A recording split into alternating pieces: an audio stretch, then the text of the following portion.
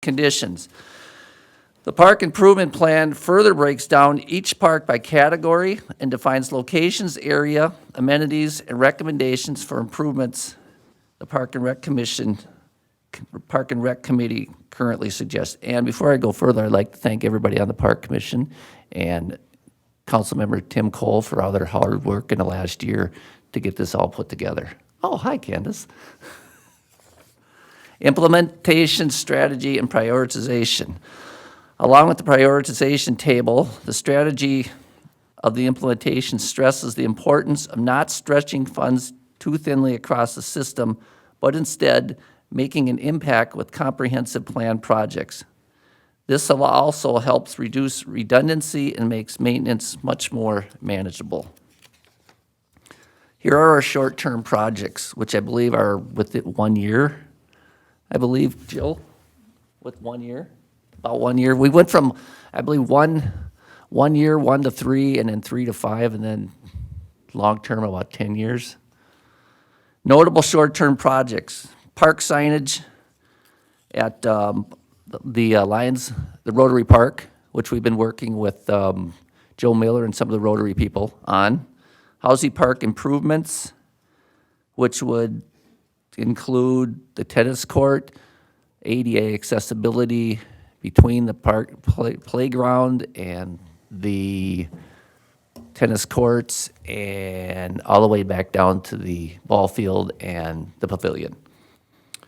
Continued work on Polar Park, which I believe we are almost done with. In the last year, we put that ADA accessible road on the north side, North Road, which accesses all the way to the playground. So I believe that is close to be completed, otherwise it may be already completed.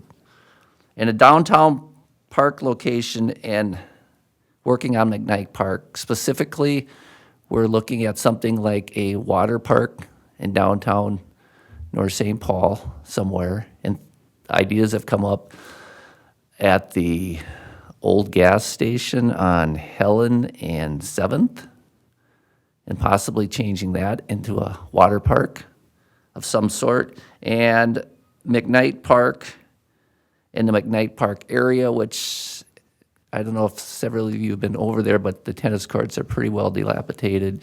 The parking area is pretty well dilapidated, so we're thinking about doing some long-term ideas to better improve the aesthetics and the look over on that end. Midterm projects focus on extending plans that previously developed in short term, such as Northwood. Our liaisons with Northwood have realized that that little pavilion, that ice rink pavilion, is pretty well shot and needs some improvement, or as we have suggested, we take it down and put a new building up there, make it ADA accessible. Also considering trying to make sure it's ADA accessible to the swing sets, because the swing sets over by the water towers pretty much are a hill to get to. And then there's a small pavilion back in the corner, the northwest corner, that right now really isn't ADA accessible, and we were working on trying to improve that area. Plus, trying to figure out what we're gonna do with the hockey rink that pretty much sits there year after year.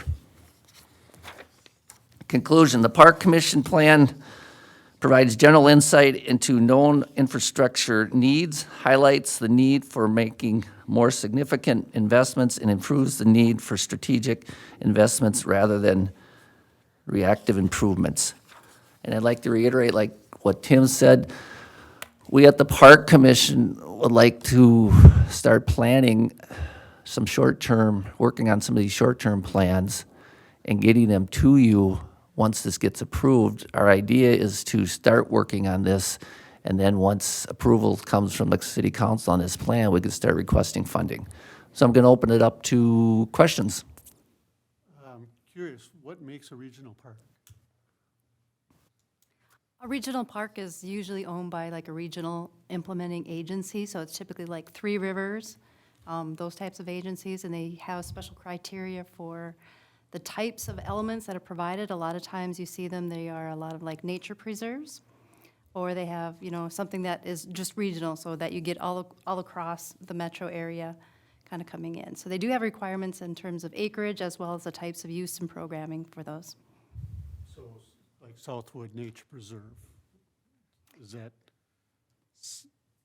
It's at a much smaller scale, so, but because it's So locally must owned. not meet a, what do you call it, the size of it must be. Correct, yes. Okay, interesting. And again, it's run and managed and operated by a regional implementing agency.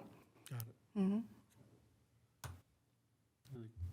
Councilmember, So if Ramsey County owned Casey Lake Park, that potentially could be considered a regional park because it's owned and operated by Ramsey County, in theory. Potentially. Okay, Again, it's kind of small to be considered a regional park, but so size also comes in, Correct. okay.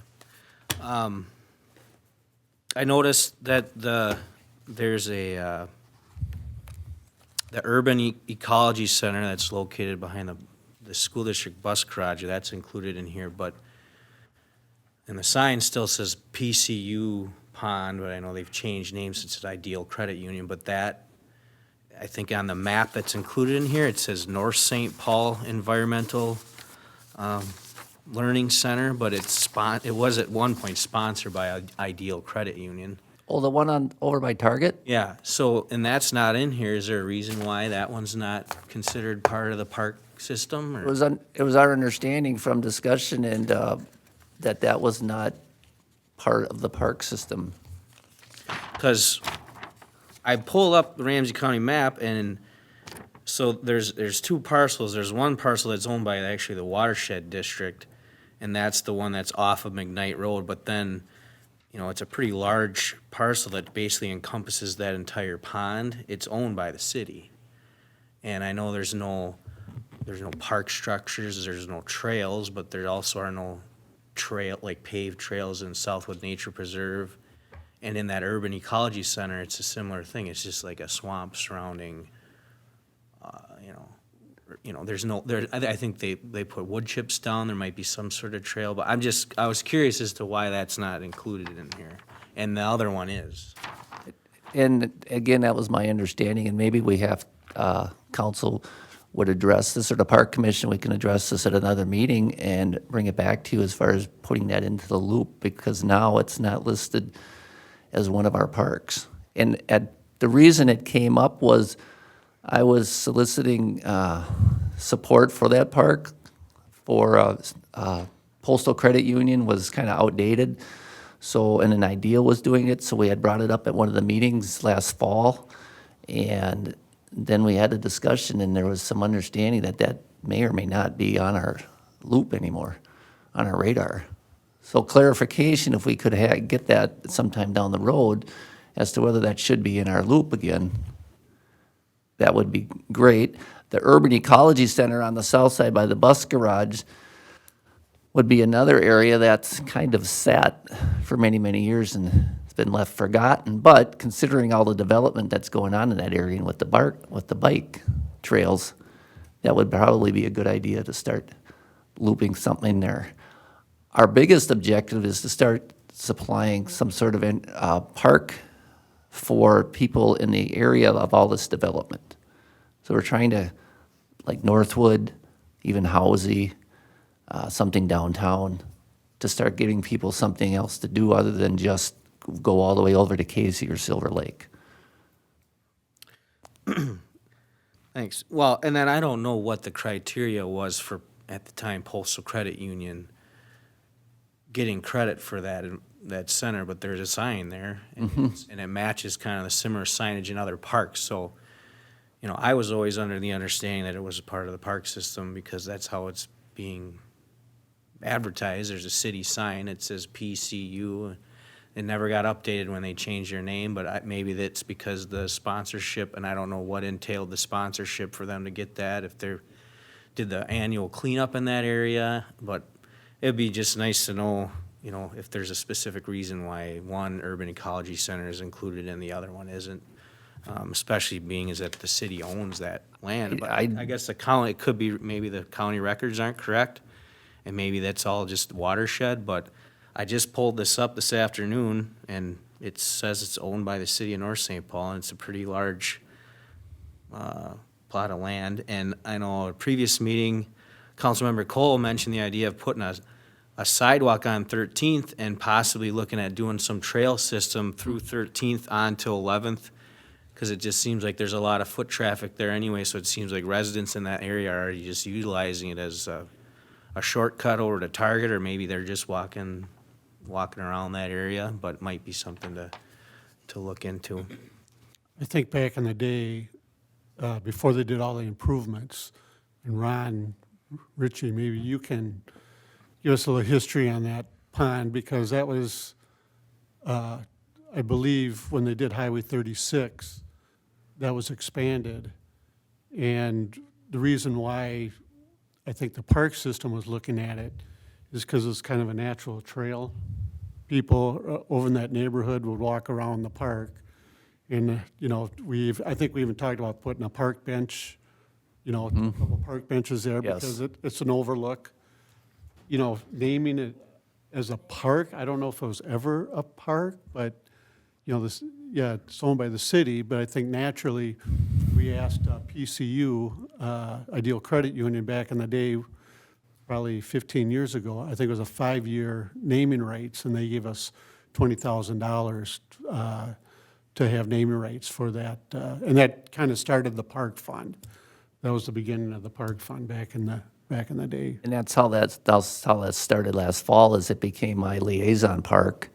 And then I brought up the fact that, how are we going to do we need to solicit? And this is where the discussion started coming about, well, is this part of our park system or is it not? And it I can suggest we put it on our agenda if you'd like us to move forward with having some discussion with the park commission.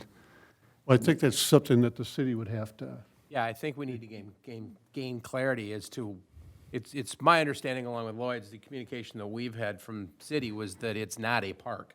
It's city-owned property, but it isn't deemed a park. So I guess we need some clarification and classification. If that's what it's gonna be, then, yeah, it would fall under the Park and Rec. do you got a history on it at all? or- Mr. Historian's over there at the mic. You guys know more about it than I do. I can tell you that we mow it, and our stormwater dumps into there. I don't know if it was classified a park or not. I know that we maintain, 11th Avenue, the boulevard there, and mow around, on 13th and the trails in there, but that's, I don't know for sure if it's deemed a park or not. No, That wasn't my question.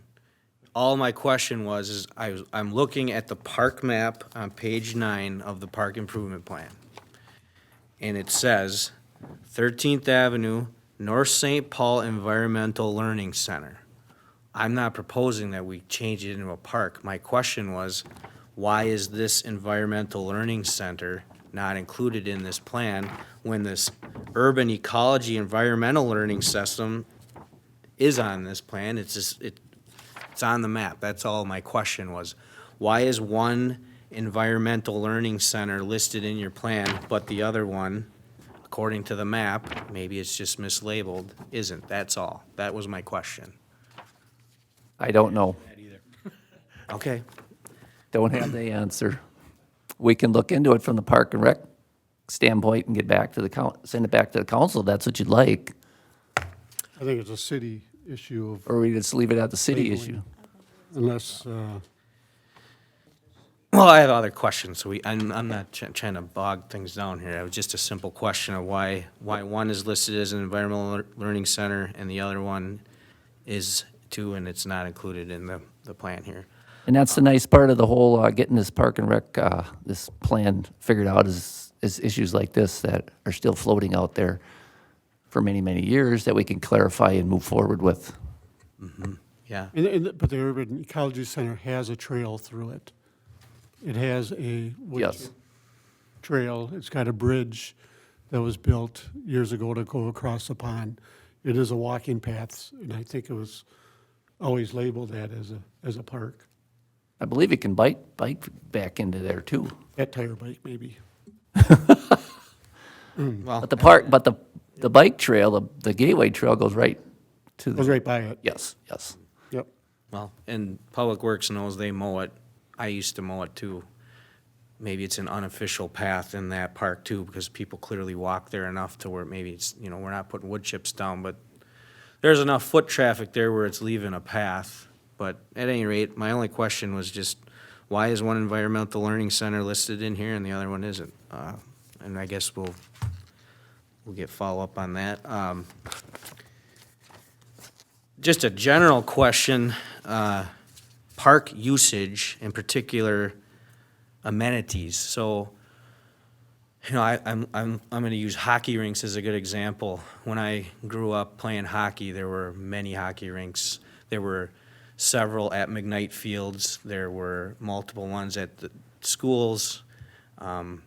Now it seems like there's just, you know, there's one at Casey and one at Northwood. And that's just evident in that there's less people playing parks. North St. Paul doesn't even have their own youth hockey program. They have to partner with 4 other places. The high school doesn't have a program. They lost their varsity and junior varsity. They, you know, so there's less people that live in North St. Paul playing hockey. So naturally, there's no need to have as many outdoor rinks because they're not being used, and it would kind of be ridiculous to kind of utilize our resources to continue to put something up that people don't use. Tennis courts. Do we have any kind of handle on how many people use the current tennis courts, and does it make sense to just, you know, a tennis court? And then again, I was going to bring this up in other comments. It's kind of our city's motto that we just use things and let it deteriorate to the point where the only option is to kind of tear it down and start over, which hopefully we can fix, because I don't think that's a good business practice. But tennis court's a good example. McKnight Fields, how long have those been closed because of the condition? I mean, people haven't been using those as tennis courts for several years. Is that correct? I would estimate at least 5 years, if not more, that they've been sitting idle So- because of the damage to them in the So city. to ask, oh, no one's using McKnight Fields for tennis courts isn't a fair question because it's been closed and no one can use it.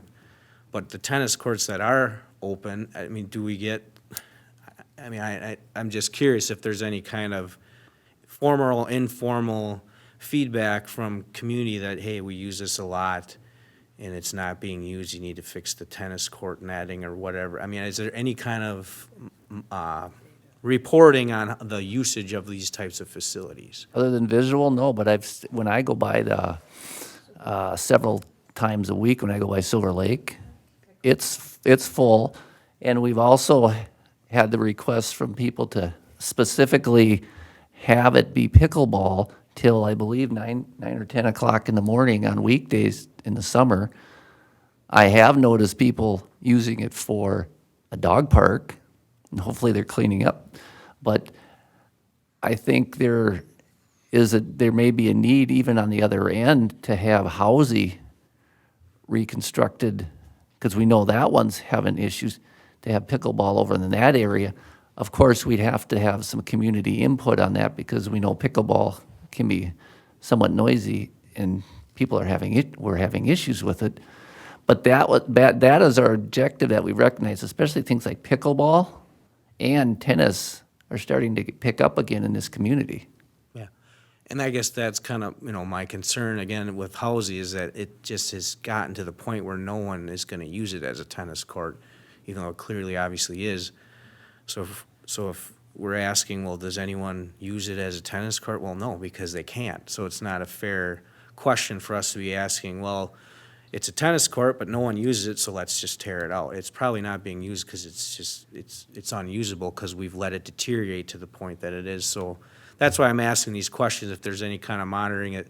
Are you getting lots of feedback from people around Housey saying, when are you guys gonna fix that tennis court? We're itching to get out there to play tennis. Maybe there's a different use, like you're saying pickleball, you're hearing feedback, that's becoming a more popular sport. And my other question was, has there been any discussion about, like a hockey rink at Casey Park's a perfect example. It's just boards around grass. And from my observations, it's used in the winter when the ice is good. And in the summer, it's used as an area where people, you know, let their dogs run around, but that's pretty much it. If it were paved like Northwood, is there any thought or feedback about multi-use, like you could turn it into like a basketball court in the summer maybe get more use out of it. You convert it to some sort of pickleball or tennis court, or, I mean, people probably don't like playing volleyball on hard surfaces, but something that's got multi-use rather than just, well, here's a hockey rink, and that's what it's for. Here's a baseball field, that's what it's for. I've seen ball fields, particularly at Casey Park, because I live right there. And with COVID, with basically no activity, it's kind of a default dog park. People are taking their dogs inside the fenced-in area, and I think that's great, because I think that's something too that's been brought up about the desire to have a dog park, but it just seems like we don't have the space, and then there's expenses in constructing one. So the question is, has that been considered about multi-use for one area, like a tennis court, hockey rink, basketball court, where it can be used all year round? I know we've been working on, Larry Amsden's one of the liaisons, Sarah Zarodka's one of the liaisons, Heather Haas is one of the liaisons, and they've been getting feedback from people, especially Larry's been bringing things to the meetings about people want to get the boards fixed and improve that little area so people can at least play hockey in there. I think it would be an opportunity to figure out what we're going to do with these hockey rinks in the summer, since we have that one and we have Northwood. And I don't know what use they're being used for now, but if we have these resources that we could research in the future. Again, there's going to be cost issues with redoing the boards and so forth. I think pickleball, in my opinion, may not be the option there, but there could be skate park, skateboard park, things like that, that we could use in the summer. And that's something that we've been looking at with the park commission as to what we're going to do with these hockey rinks during the summer when they're not in use, as opposed to in the winter when we've got some ice skating going on. I can chime in a little bit too. For instance, if, like on page 38, we talk about Casey Lake Park. And it says, we do recommend that a master plan be created so that we figure out what the improvements should be out here in line with what the community values and what they would, desire to see out there. Some of the things that we listed that could take place is the hockey rink could be, as you see in there, paved for multiple year-round uses. It could also be relocated to a more convenient location for access and orient it north-south so you have fewer issues with ice melting. So those things were taken into consideration. But again, we do recommend that some sort of master plan process be undertaken and working with the community to figure out the details of that. Yeah, because I don't know, again, just kind of my personal opinion and my uses of it, growing up playing outdoor hockey, it was hard to get 20 kids together at once where you're playing 5-on-5 with 2 goalies and utilizing the full sheet of ice. A lot of times you're up there with 5, 6 buddies, you're playing 2-on-2, 3-on-3, there's no goal, you're flipping the net over. There's other people using the rink as like pleasure rink skating. So maybe it's, maybe part of this is as things change, we look to scale back, and instead of building one large rink, we do 3 smaller ones, and maybe a rink, a basketball court is smaller than a hockey rink. Maybe you situate in a way where the multi-uses in the spring, summer, and fall, it can operate as a basketball court, and then in the winter months, we got 3 small hockey rinks. Just an idea. I mean, I don't know if that kind of input's been provided yet or not, but maybe it's just that hockey's not being played enough, and it doesn't make sense to do it, and we look at utilizing the space in But other I'd be ways. curious to see if figure skating and just all-around ice skating, the value that we have with going to these park meetings from May, June, July, and August is we get this great input. And when we have these events that we have, we listen to the park commission members will listen to the people, and they will be comfortable with discussing, hey, it would be nice if we have this here or that there. And then it becomes very unique to their area, and especially with like Housey. It's such a neighborhood surrounded park, and there's such some potential for things to go on there, but we have to do some research as to what we want to do there. And I know we had talked about with the park commission that we had approved and sent to the city council a while back some funding to do some improvements to the court, but then we had to start working on the park improvement plan, but the amount that we had approved wasn't going to be able to pay the cost of doing the tennis courts, making it ADA accessible. I believe we had to redo the footprint at Housy in order to accommodate the new tennis court and make it ADA accessible, and along with the playground. And then I believe there was a piece where we had to have it accessible down to the pavilion too. So that's a big, large piece in the area. Councilmember Peterson. I know the Housy Park, the Pony League uses that in the summertime because it's a smaller field, and my grandson has played on that.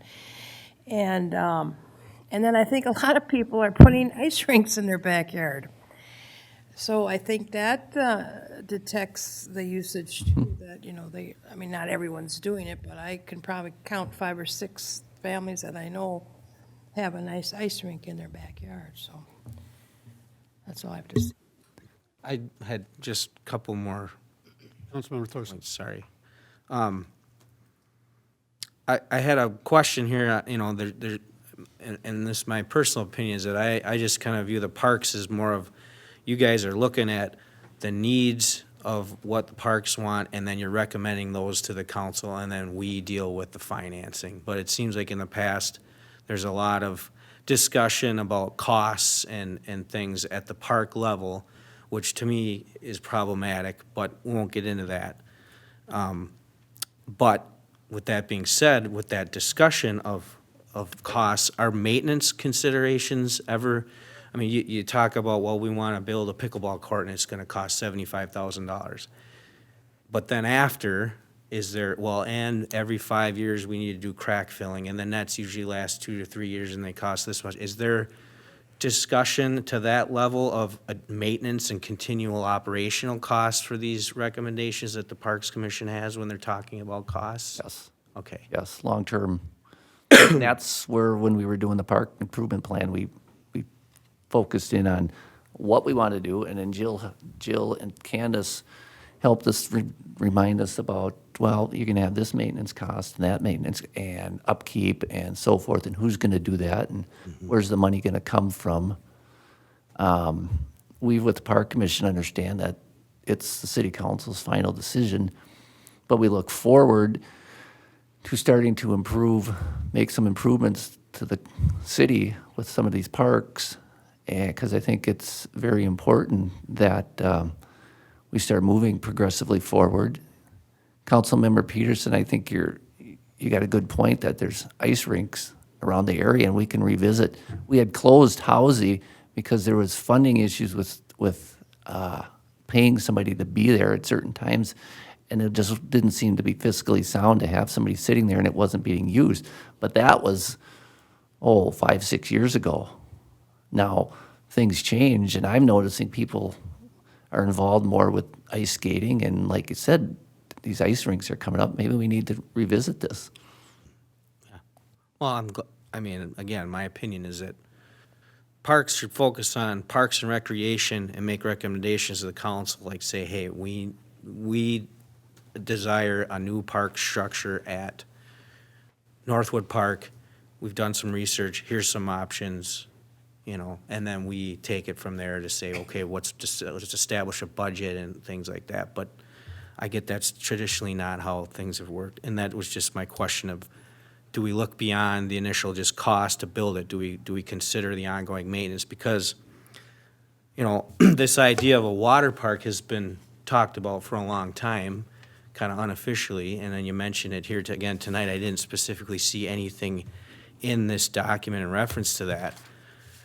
But to me, that, as a council member, I look at, and we're talking about multi-use and things, we're experiencing a rather longer winter. It just was snowing yesterday. Typically in Minnesota, you're lucky to get 4 months of really nice warm weather, maybe if you're lucky, where a water park would actually be used. Just the construction of a water park in itself, I'm sure, is expensive, and then the maintenance and upkeep of it is probably very expensive as well. So to me, that just seems like you know, I don't know what's driving that. If you have some, I know there was a park study or a survey done, like a year and a half ago, maybe 2 years ago. I don't know if we ever got the feedback from that, and I think a water park was on there, but I don't know what is, if there's just this force here within the city demanding that we do that, and that's why you're looking into it. But it, to me, we have these broad, it's highlighted in here, a lot of different things in a water park in downtown, too, of all places. I was just talking to the Public Works Director beforehand, we're talking about difficulty they're gonna have with these new construction projects, the apartments. They don't have a place to store snow anymore where they traditionally did. There's just no space. And now to dedicate something in downtown to a water park that potentially could only be used 4, maybe 5 months of the year, I mean, it just kind of seems like a stretch to me, but I guess that's, something we'll look forward to seeing the Parks Commission bringing forward to the council, a recommendation on what that might look like. That's the glory with us being able to choose the opportunities that we want to move forward and have them researched. And I understand that, Carrie, it was, there's a possibility of water consumption decreases. So, and we found out about that, I think in December or November, about when we were bringing up the water park, that there may be an issue with water consumption issues. So at the time when we were looking through all this, we thought, wow, this is going to be a great idea. We can move forward. But the Park Commission members are realizing that we come up with the ideas, we present them to the city council, we present them to the city. How feasible is this going to be? Is it going to work into our budget? And what's going to be the best thing moving forward? And I'm not sure, but I'm thinking that down the road, we may have to reevaluate that. Is that appropriate to be able to reevaluate this? So they've come a long way in learning to understand. Again, Candace and Jill and Lisa Ritchie have helped us learn to grasp. This is, when I first started, this was a one-page agenda, and we were done in half an hour. Now we've strived forward, and the baby is starting to walk and run, and it's exciting. And then COVID hit, and we had to adapt to that. But we're trying to move forward, and we realize that this isn't going to. The bigger we get, the more we're going to learn, and the harder it is to be able, with fiscal issues, to get everything we want right away.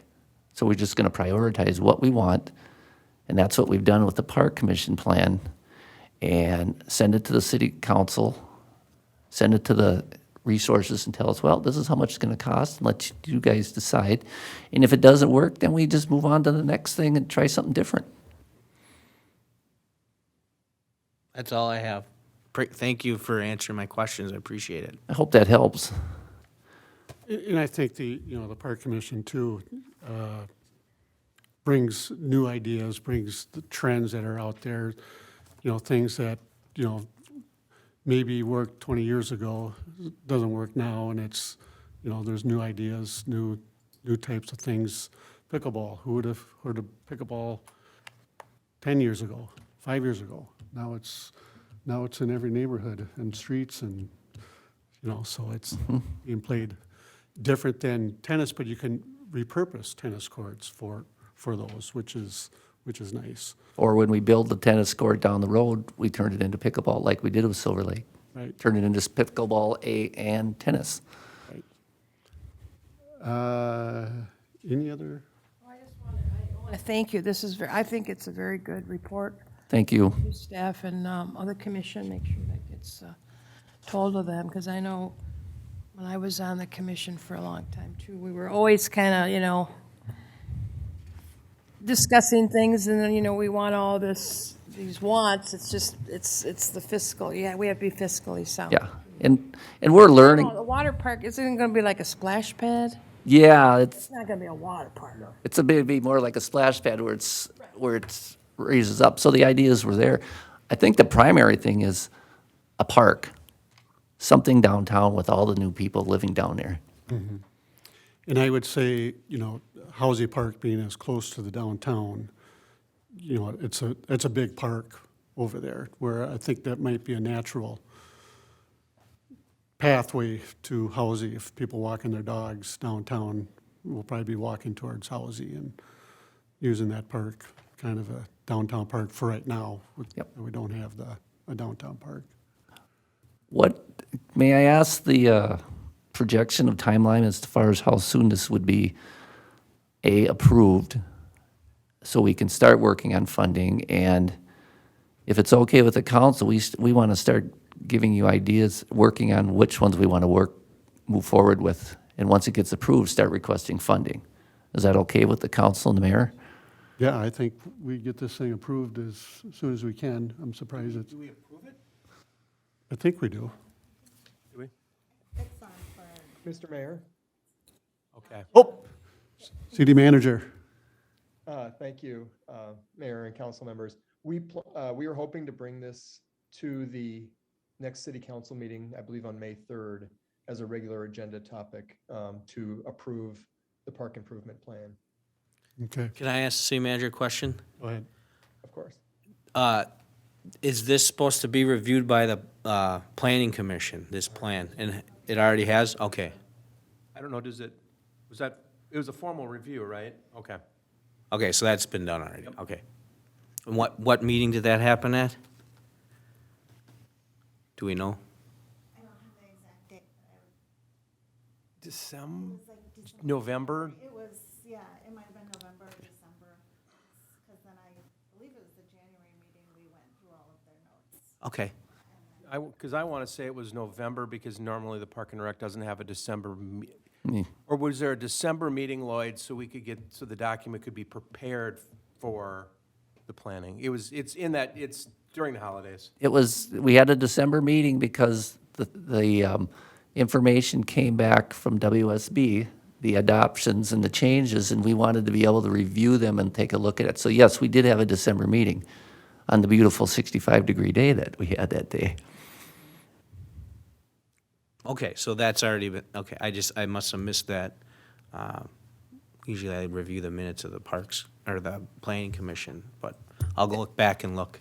And we on the Park Commission, that's another learning piece that we found out, we understand that we're going to present things, but that doesn't mean just because we at the Park Commission present these, they don't have to go through other hoops. They're going to have to go through several hoops, especially if we start building things or moving things. Even the Boy Scout project we had to have the Park and Rec, or the Planning Commission, the inspectors improve one of the Scout projects because of all the building that was going to go on.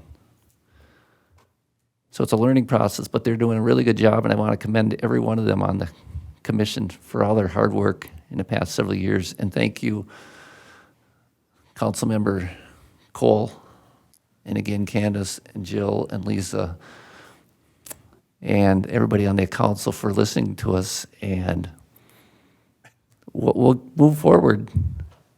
It's a good group of people. It's a great, yes, And back in the day, there was no park fund. no. Now you're able to plan, which is nice. Yeah, we're learning what dedicated money is, and we're learning what park fund money is, and we just want to make it a better improved city, and there's a lot of opportunities to do that, but again, fiscally, we're going to have to recognize, And like you say, with the growth of the city, there's going to be a lot more need for the parks. yes, absolutely. Councilmember Cole, anything? Yeah, I want to build on Lloyd's comments. Just a huge round of applause to the Park and Rec Commission. The dedication, the time commitment, the additional meeting that was held to get this done, the sheer amount of frustration that took place in that room on multiple occasions. You've got a committed group that definitely recognize the importance of parks within a city, and that it becomes an actual selling point to the community to gain new development, to gain new residents, et cetera. Just the fact that it's now started and created, this improvement plan becomes really a fluid document now that we have something here, and we're not going to wait 10 years before it gets looked at again. I believe it's a goal to review this on an annual basis, and priorities changed. We've learned a lot through this process. I found out that WSB has a spiffy little tool that can can draw a circle around the park and determine the demographics and the needs, and so that we can, you know, take a look at the age of who's living around the park and be better prepared to make recommendations. Is this, for lack of a better word, a toddler park, a teen park, an adult park?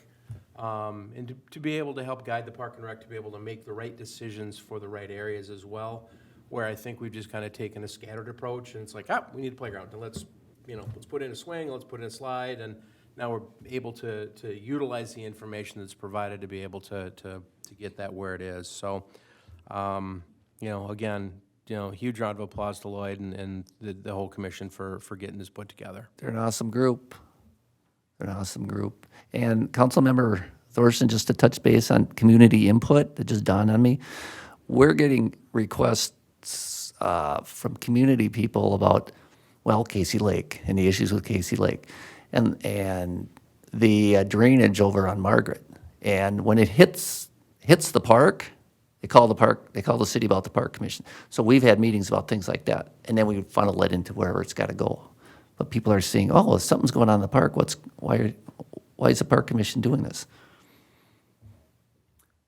How are you addressing the activities? The request? And I would say, music in the park now, getting out of COVID, are you going to be starting to do more activities? The Easter egg hunt, the Star Watch, Star Watch is on. Fire and Ice. Fire and Ice is coming. We're The 3 bands are already booked for concerts in the park, and those dates are already set. I have talked to Heather about expanding that, and she's okay with it because I think I've had requests from people just in conversation as far as, hey, can we have more of these things? Can we have more of them in different venues? Which would mean we're going to have more people. And I'm all for working with that and setting it up, but I wanted to make sure Heather was okay with it. And she said, yeah, she's okay with it. Not this year so much, but in the future. The Trick or Trail, that we are working on tweaking a little bit. It seems like every time we have an event, we have 15,000 or 1,500 people. I was going to say, wow. Ask the unofficial bunny here. The first year we had 1,500 people. We may have to look into charging fees just to have some of these programs, but we're a very big growing community that's going on in the city, and the houses they're on the market and they're selling right away. And we got a lot of people saying, hey, can we do this? Hey, can we do that? And they're loving all the little events we have. The parade downtown, they love having that back. We get feedback from that just at the park commission meetings. Yeah, and I'll address it during commission reports, but the EDA is moving forward towards green space in downtown where there's an existing parking lot today, and so I'm excited about getting Movie on Main back on the calendar for the Park and Rec. That was a huge, huge success. And moving it down a little further, but yeah, Moving it away from the band. yes. A logistical issue. The band was right there, and the screen was right there. Oh, yeah. The band was playing and the music was playing and the movie was playing, and That was not a good night. that wasn't a good night, but it was a learning lesson. That was a learning lesson. Yes, it was. Yeah. Well, thank you, Lloyd. I appreciate it. You guys do a good job, and your leadership moving this forward. Thank you very much. So, anything else for? Thank you. Lloyd? Thank you. Good. Thank you. Awesome job. Thank you. I don't know if Candace, if you wanted to add anything more to it, you're welcome to, but. You're good? All right.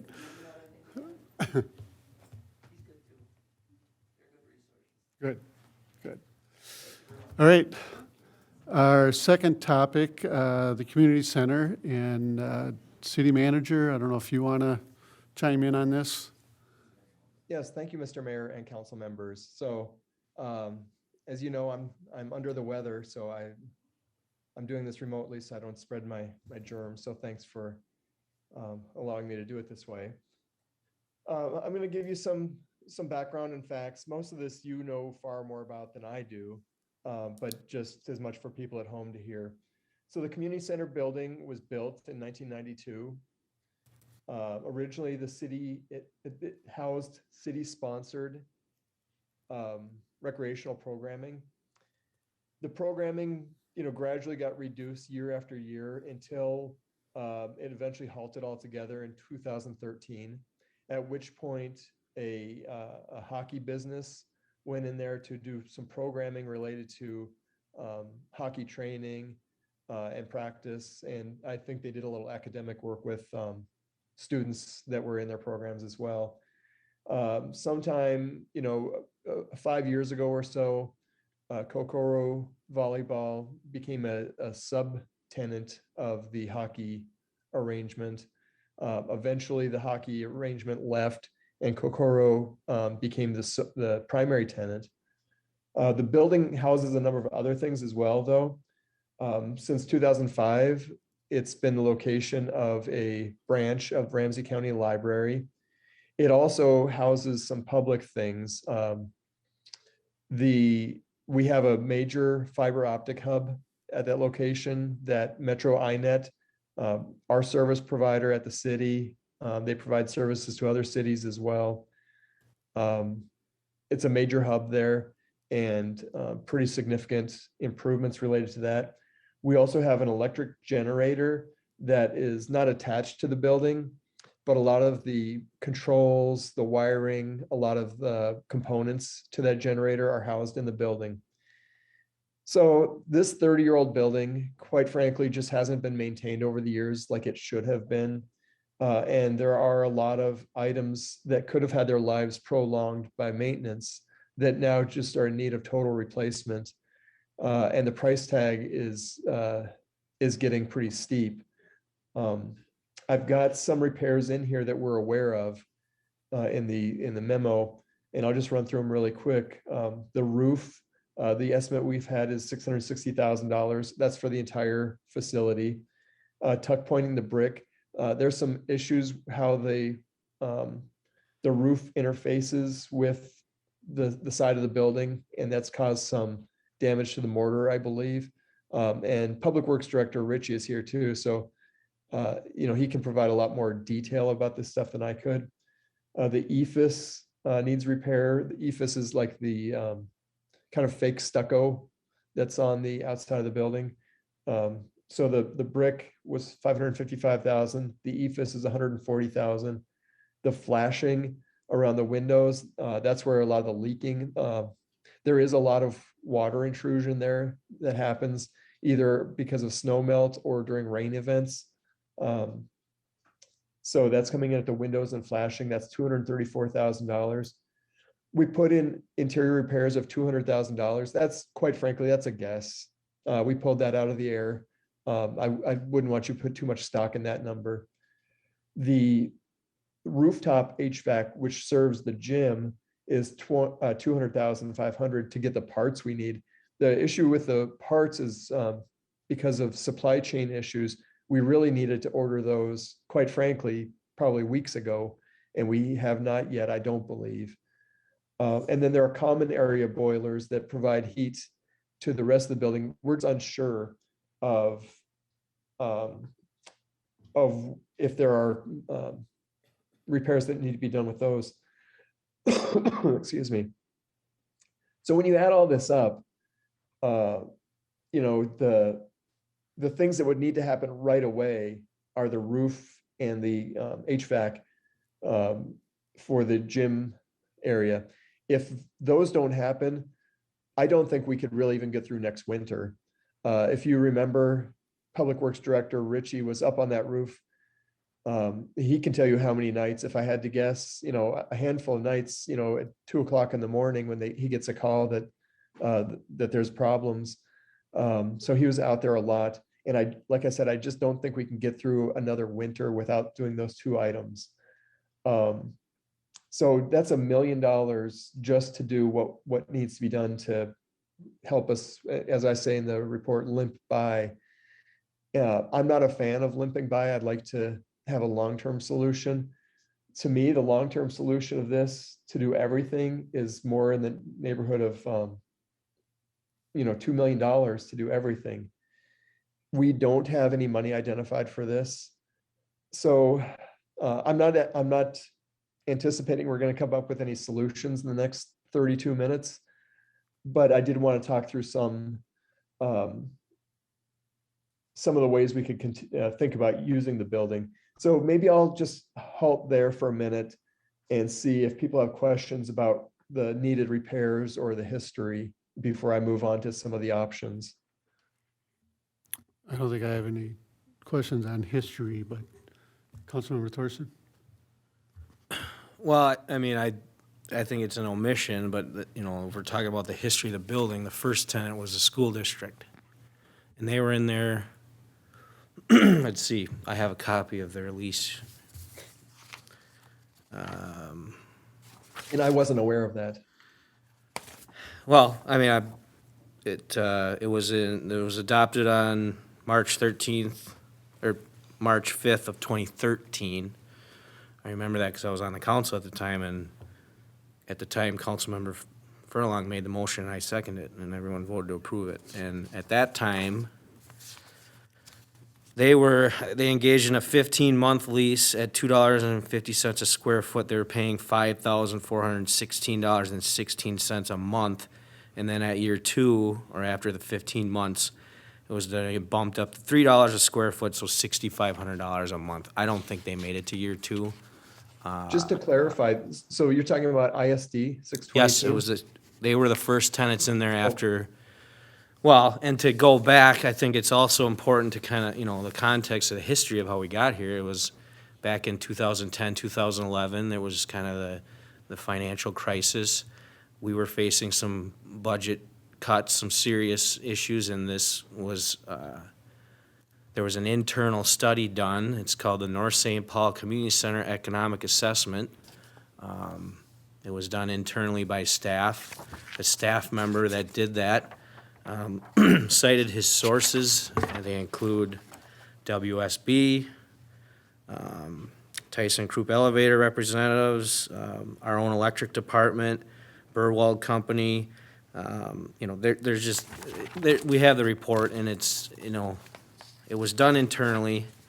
They specifically talked about deferred maintenance and referenced a lot of these items you're pointing to here. And the cost estimates at the time were kind of right in line with what we're coming up with now. So this has been known about for well over a decade. You know, so that's, why are we here? Well, we're here because the community center, we thought served a purpose. It didn't fill that purpose. It just, there was no demand. We closed it because it was far too expensive, and now we've been trying to figure out what we're gonna do with it. And initially it was renting it out. You know, in the last, you know, negotiating with our current tenant, there was great concern over market rate. We're not getting market rate. Well, we're getting the closest to market rate we've ever gotten. And if you look at the history of our previous tenants, that shows that. And the whole reason why we went through that whole discussion in the first place was because we originally looked into fixing the roof. I believe it was in 2016. And the current tenant approached the city and said, well, wait a minute, before you go and invest a bunch of money, I've got a proposal. I'm interested in buying the facility, and I want to expand. I want to build up. And so that makes sense. Why would we invest $1 million to fix the roof when potentially someone might buy it and then just tear it all out? I mean, so, and that's where we've got into the negotiation, and nothing, you know, the council voted it down, but meanwhile, throughout that process, I was asking questions about these costs, and we were told various different things. Flat out that this assessment that we did wasn't accurate, and that none of that, well, you know, it was kind of, no, there's no deferred maintenance. And in fact, in 2019, when we got our own appraisal, it says on page 7, and this is the appraisal that we got ourselves. The building is well maintained and shows very little evidence of deferred maintenance. Photographs and building sketches are attached here within to further identify the subject. And we were using this information to base our decision on whether or not we're gonna sell the building. You know, you know, there's also an incorrect figure in that assessment in that it's stated on page 5, gross annual income, $336,000. That's not, we've never gotten that amount of money. The most money we ever get is $12,500, 12 months, $150,000 a year.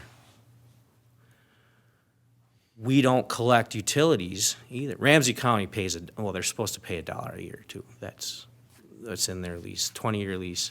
And I think that's a big item too we need to discuss and resolve, because there's all these questions about, well, when does the lease from the library end? And obviously, when we had discussion about closing the community center back in 2010, 2011, that became a concern, and rightfully so, for the library, because they were committed to a 20-year lease. And the fact that the city was closing it put that into question. And so what had happened, from my understanding, is we lost the contract, we lost the resolution. I don't know how that happens, but the city at that point, and I have a copy of it here, sorry, bear with me here. We decided at that point to extend the lease, or we redid the motion because we lost the contract, we couldn't find it. So in 2010, we redid it. And I have a copy here. I know I forwarded a copy to the city manager. And it's dated and signed by Victoria Reinhardt, Board of Commissioners, 9/28/2010. But then our city manager at the time didn't sign it. It's dated May 2nd, 2013. And so I don't think there's any dispute on when they moved into the building. And I actually have a copy from the Ramsey County, their original resolution. This is dated January 27th, 2004, okay? And they're referencing dates in 2003 when they chose to close the old library and sell it. They took occupancy in 2005. I don't think that's in dispute. 20 years from there is 2025. But because we lost the resolution when it was brought up, I'm assuming by Ramsey County, hey, what's the status of our lease then? If you guys are closing the community center, we need assurances that you're gonna hold your end of the bargain. We chose to renew the joint agreement, and that's where the discrepancy is now. Is it 20 years from that date, which was signed by Ramsey County commissioners in 2010, so 20 years, we put it out to 2030? Or is it the last date, but our city officials signed it, which was 2013, that would push it out to 2033? So I think the first step is to kind of figure out, well, when does that lease end? Because no matter what we do, we have to honor that lease to the library, because if we break that, unfortunately, we have to reimburse them for not only the construction costs at the time, which in their resolution, they estimated it to be around, well, it was $517,899, but also their books and their computers and their technology. So their grand total is $749,889. The number that's been floated has been $750. So if we say, sorry, Ramsey County, we're tearing the building down, we'll give you time to move out, we're gonna have to reimburse Ramsey County $750,000. There's no dispute on that. The tenant who's currently in there, who's made multiple proposals to the council to buy the building, has explained where he's arrived at those numbers. Deferred maintenance is a huge factor. And there seems to be discrepancy with what the council was being told by staff at the time and reality. And now we're seeing a report And the city manager just said, yeah, we've had deferred maintenance on this building, and there's no denying it. The roof is leaking.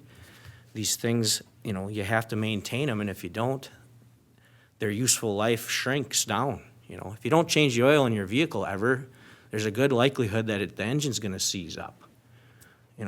So I agree, it's unfortunate that we have not maintained this building, much like we didn't maintain the buildings at Casey Lake, much like we haven't maintained the structures at Northwood Park. It makes it hard for us to make decisions when we're only left with when we need to tear it down and build new. And to me,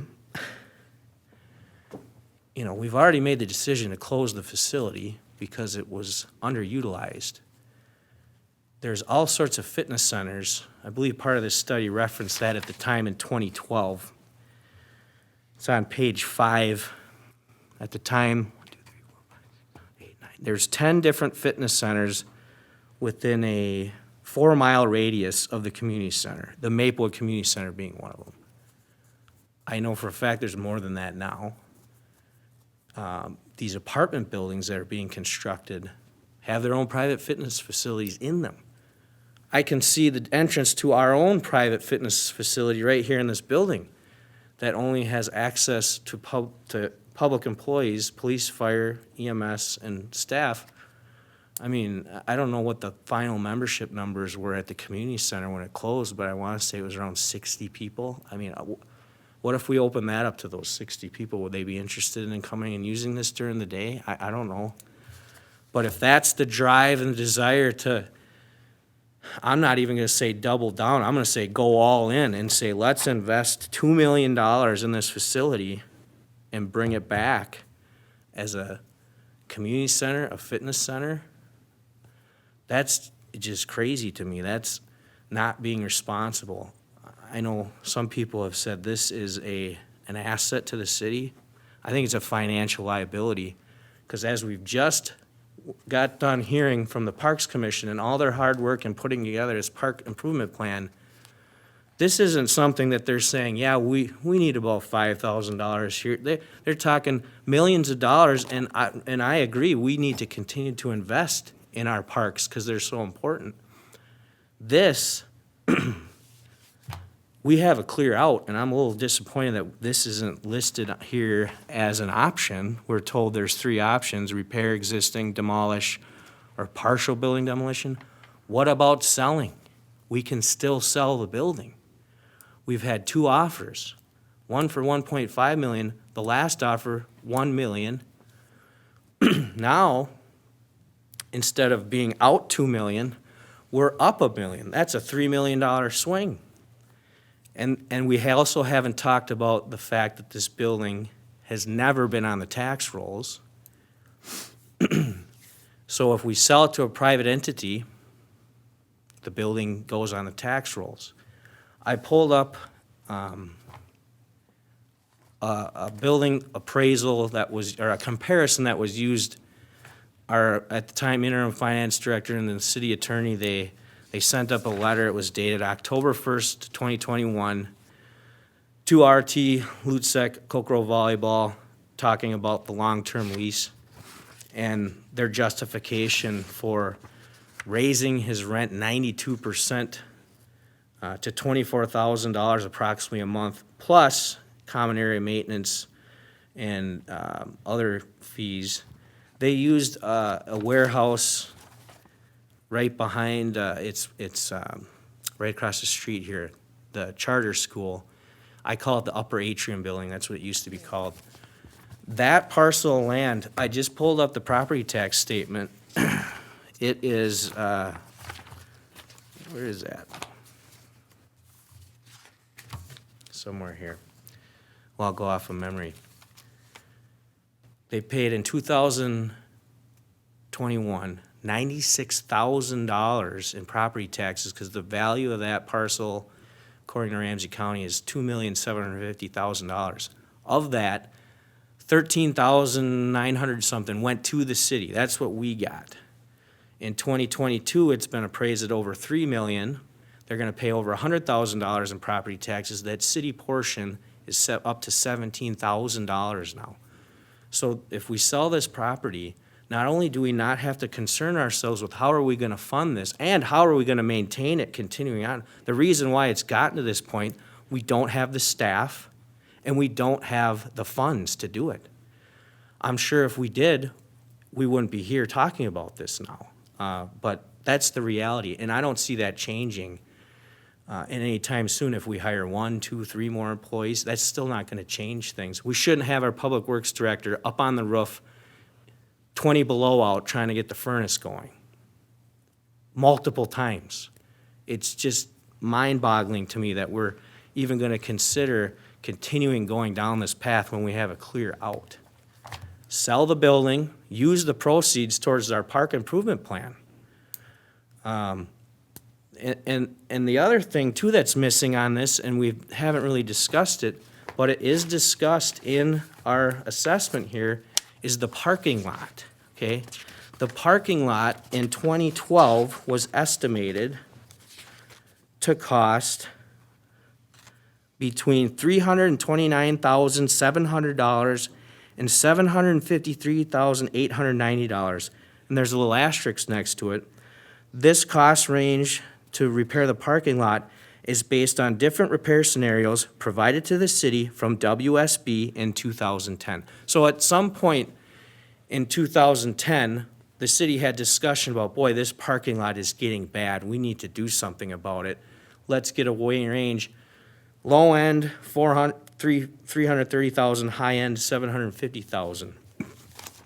Now, we did do some maintenance to that parking lot. I don't know what year it was. I know it wasn't like a mill and overlay. They laid, or maybe it was. I guess I shouldn't say that for sure. But again, that's kind of coming up on a concern, and, you know, that's not being included in this estimate.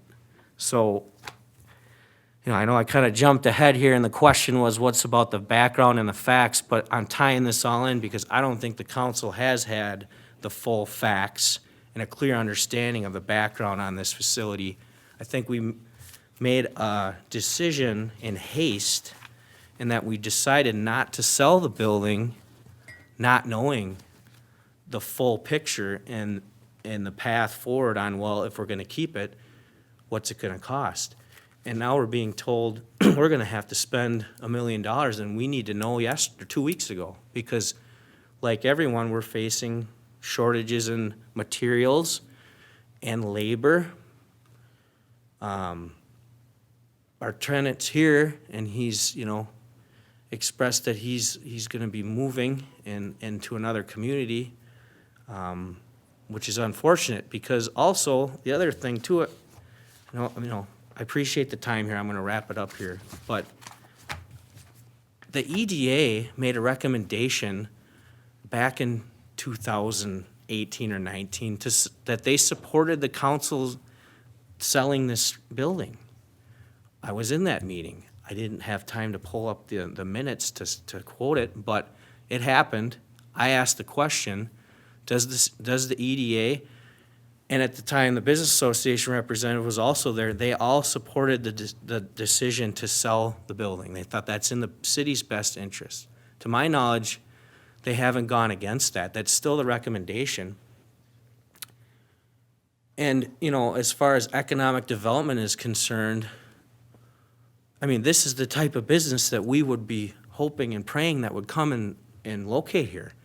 They have a business where thousands of people come to our town weekly, monthly, whatever your statistics are, you've shared them before. And they're here, they drop their children off for hours at a time. Some of them live long distances away. They look to spend time here. Restaurants, antique stores, bars, and I mean, we have it here, and now here, this is the type of business that just, again, I just struggle to understand why we're telling them no. And so I hope that, you know, obviously having half an hour is not enough time. I've taken up 20 minutes of that time, and I'm grateful for that because I've been wanting to have this conversation this way for a very long time. We finally got it on the agenda. we're clearly gonna need to continue to talk about this, but the problem here is, we need to make a decision. We can't just say we don't know. That's why we're here. We're here, we got elected to make decisions. And so, this idea that we're just gonna sit on this clearly is not an option. Laid out by the deferred maintenance items that need immediate attention. We don't have the luxury to sit back and try to make up our mind, because unfortunately, there are other businesses that are relying, excuse me, on that facility immediately. The library, our current tenant, excuse me, who's also expressed he is willing to extend beyond our lease this 1 year. We've seen that there doesn't necessarily need to be a drop-dead date, the liability behind this. You've been in this facility since 2017, operating under an existing lease. Where was this concern about liability back then? I mean, it's just kind of weird how it pops up all of a sudden, but that's done and over with, and I'm glad. So I'm hoping that, we can continue to have these discussions and that this isn't, the door is not shut on this. I would love to hear our finance director's opinion on what he believes would be the best interests of our city. And I'd also love to hear our public works director, who's basically his default maintenance guy, on what's your opinion on ongoing maintenance with this? Is this something that we should consider doubling down on? Well, what I just wanted to say for the roof and for the units that we have on there, the problem or what we're up against, the units we know from 2 different vendors, they're 9 months out if we order them today. So, and one of the furnaces up there is running on half of what it is right now. So even if we made a decision right now today, it's 9 months. And back when in the fall, when we were looking at getting foam for the roof out there, insulation, they were a year out on the insulation. So what my concern is right now, for the tenant that's in there, for just the constant water coming in there, the furnace not working, just us having some type of a plan. I mean, it's important that I have some type of a plan, because before you know it, we're gonna be right back into the cold weather, and we're in a building where there's 100 people in there and they're wearing stocking hats and, in the middle of playing volleyball. So this is like, we just can't kick the can down the road anymore. It's what's happening, the leaks, the cold, the no heat, it's real. It's happening, and it's to a point where I have to go face the tenant and say, I don't know what I can do for you right now. So, I mean, we need to figure something out, and it's something that's been going on for a long time, but yeah, we need to do something. And I know that to some of you, this feels like rehashing things, or that I'm like picking at scabs or something. But we really do need to, it's a pressing situation that we need to figure out a solution to. I don't have all the facts. I don't know if any of us have all the facts, but I'm new to the scene. I know less than most of you, but I think just talking through what some of the solutions are, the idea of putting $2 million into it, and granted, maybe we can get it done cheaper than that. I don't think it'd be a ton cheaper, but if we have some local folks bidding, and maybe they're giving us a break because they're local people, certainly that could cut the cost a little bit. And so if we're talking about $1.5 million, $2 million to upgrade, to bring the community center up to speed, in the grand scheme of things, I don't want to, act like that's not a big deal, but when communities do community centers all the time, those are numbers that wouldn't be considered astronomical. We're considering a $9.9 million general obligation bond at the regular meeting for streets. And I know we consider street improvements every year, and those are ongoing costs. So the price tag alone isn't something that, scares me. It just has to fit with the long-term goals. I wouldn't want us to spend the money unless it fit with the long-term goals unless we thought it was sustainable. And when I say sustainable, I mean from a programming standpoint. Programming is the thing I'm most worried about. Having sustainable users in there year after year, that we can count on providing service to the community.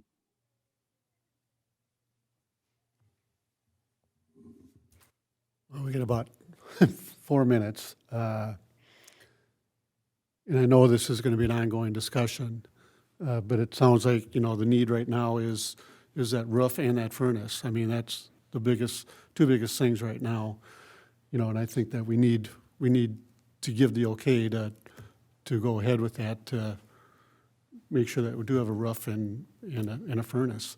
I mean, it's always in the cost of the building, but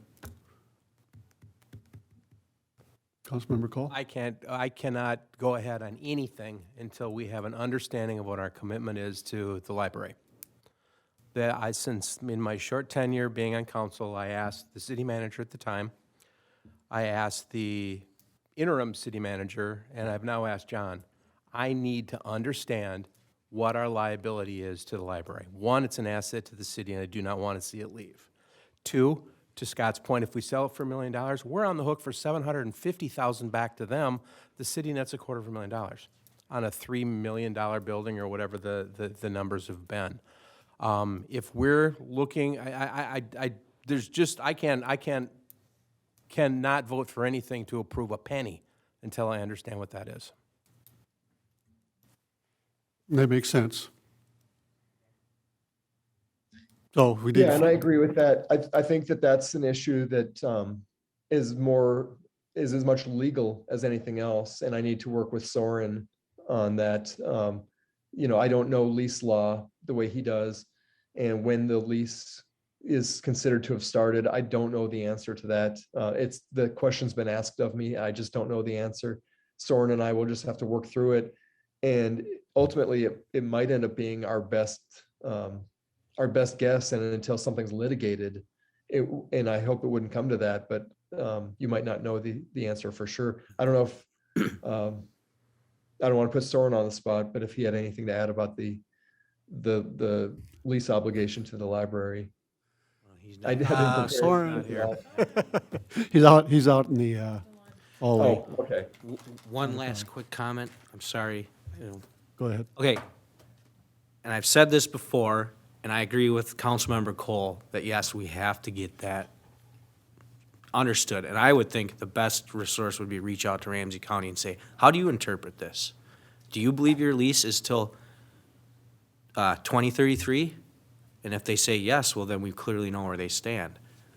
But this idea of the absolutism that if we sell it, it's our building, we own it. If we sell it, we can sell it contingent on the whoever purchases it honors the lease, whether it be 2025 or 2023. That is a negotiable condition.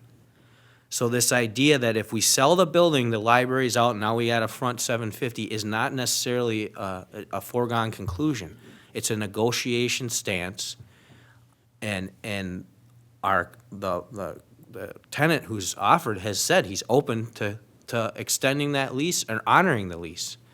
So I just want to make that point clear, because I glazed over that one on my 15 minutes or 20 minutes here, that it's not an absolute. Selling the building does not absolutely mean the library needs to relocate and that we are on the bill to reimburse them $750,000. So real quick, we got about 2 minutes, RT. I want to get a quick update from you in regards to, not about the facility or anything, but what your plans are, because you gave us, end of the year, but what's the update from you? Thank you. So where we are right now, we are still in the building process. The timelines, as you can hear from Ron, are getting pushed back. We can help you in this sense, in that, hey, we can stay until probably June, no problem. And even if our building is done in March or April, we'd honor that through June. Very simple. Okay. So we can certainly move that to help you guys out. Because, I mean, as I saw in this, like, this still requires a lot of work, and even if you do decide that you're going to, let's say you decide to demo it, okay, well, you continue making money, because what I didn't see, and John, help me out if it's in there somewhere and I missed it, but the current operating costs of the building, and that in relation to what we actually pay right now, I think there's still some profit in there, or at least some money that could be used for deferred maintenance. And you can save that money and then apply it to the demolition. I mean, you're basically just saving yourself money by having us stay for a little bit longer. And but anyways, yes, we're looking at April, June, somewhere in there. We'd be happy to extend till then. That's not a problem at all. I appreciate the update. So, yeah, thank you. Right, thank you. So at this time, we're going to, we'll adjourn the workshop, but I just want to know that this is going to be an ongoing discussion moving forward. John, do you have anything else to add? No, I appreciate that this is something you guys have been talking about for years and years, and you've got a lot of information on it. I'm new to it, and so I appreciate your patience as I get up to speed.